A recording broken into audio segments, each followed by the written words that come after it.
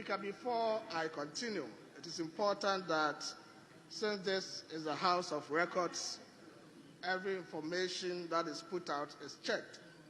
And I'm going to do so to the presentation that the Finance Minister made. But before then, I want to speak to something that the Speaker who just spoke talked about. I don't know, Mr. Speaker, whether it is a natural occurrence or some blood plasma moving through the veins of my colleagues on the other side to do propaganda with everything. You talked about the fact that the unemployment rate has increased under the period of the NPP to somewhere around 14%, and I'm wondering where he got those figures from.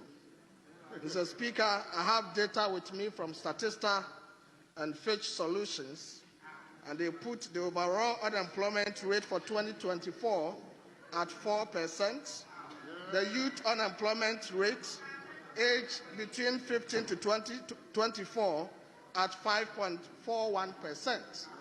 In 2016, this figure was 5.23%, a reduction. So, Mr. Speaker, it's surprising that our colleagues will be talking about data that cannot be found anywhere. The propaganda is too much, and it is important that we desist from that. Mr. Speaker, listening to the Finance Minister, I got a bit worried. Worried in the sense that the Finance Minister should be clothed with accurate data and should not come to this House to mislead us and mislead the public. Mr. Speaker, the Finance Minister in this document indicated that this government had recorded primary surplus. And that is the first time that Ghana had recorded that. Mr. Speaker, with all due respect, that is not true. In fact, in 2017, 2018, and 2019, Ghana recorded primary surplus in this country. So it cannot be true that the Finance Minister will say that what has been recorded this year is the first one. In fact, the surplus that was recorded in 2017 was the first time Ghana was recording such surplus in 15 years. So if there's anything to talk about record, it is the record in 2017, 2018, 2019. As far as our primary surplus is concerned, that was an unprecedented record. Mr. Speaker, again, the Minister claims in paragraph 183 of this document that for the first time in the history of Ghana, Ghana recorded a negative 15.6 rate of debt accumulation, and said that they have been able to reduce the public debt by 103.7 billion cedis. Mr. Speaker, while this is true, it cannot be true that this is the first time that Ghana is recording a negative debt accumulation. Mr. Speaker, let me put the data very close to their doorstep.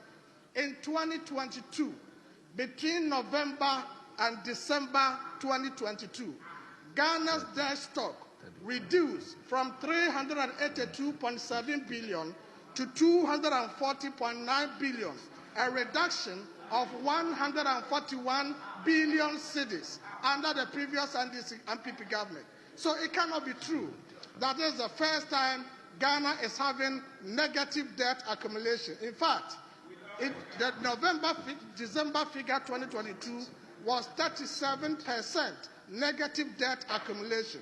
So it is important the Minister gets the facts right. Mr. Speaker, I will advise that the Minister show some level of humility when he's presenting to this House and not go around banding figures around. The Minister in paragraph 184 of this budget also talks about the debt to GDP ratio reduction. And I know, Mr. Speaker, on account of the rebasing, this will go down. But what the Minister said, that this reduction is unprecedented and is coming on the back of any ingenuity by this government, cannot be true. Rather, it is important that the Minister recognizes the role that was played by the previous government and give credit where it is due. What accounts for the debt reduction?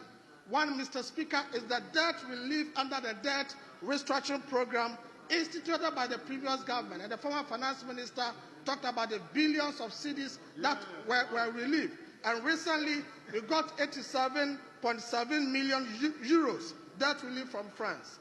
Mr. Speaker, again, the claim by the finance minister that the government has been able to reverse the cedi depreciation to the 2022 level is also false. Mr. Speaker, the finance minister claims in his presentation that the cedi to the dollar rate was 17 cedis. Mr. Speaker, this is a lie, and this can never be true. There has never been any, Mr. Speaker. Honourable member, withdraw the word without lie. Respect, I withdraw. Mr. Speaker, withdraw. This is false. Yes, I do.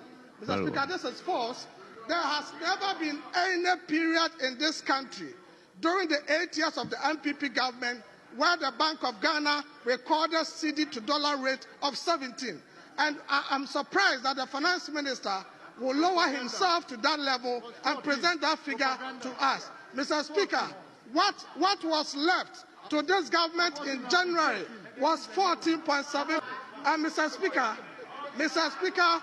to use the finance minister's own data to refute what he has said, he says that as at the end of June 2025, the cedi appreciation was 42.6%. Mr. Speaker, if indeed they inherited a cedi to dollar rate of 17, the appreciation would have been more than 42%. In fact, it would have been somewhere 60%. So technically, that is not true. The math, statistically, it doesn't add up. Mr. Speaker, the exchange rate stability is crucial to the economy, and it is important that we record exchange rate appreciation. But, Mr. Speaker, I must say that there are two fundamental features about any currency. And these two fundamental features about any currency are the rate of exchange of the currency with respect to other trading partners, as well as the purchasing power of the currency.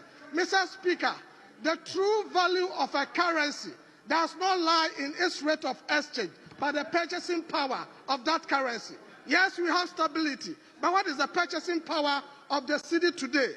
Mr. Speaker, cement prices were in January 2025, 90 cedis. As at April, that was 130 cedis.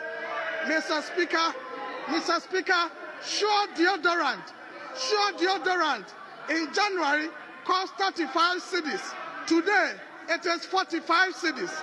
Mr. Speaker, standard loaf of bread was 18 cedis in January. Today, it is 23 cedis.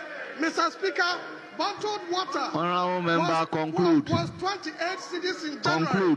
Today, it is 36 cedis. So, Mr. Speaker, I am talking about the purchasing power of the cedi today. What is the purchasing power of the cedi today? Today, the cedi cannot do anything meaningful on the market. On top of that, we have increased prices for the average Ghanaian. Mr. Speaker, with these few words, I rest my case here. Thank you so much.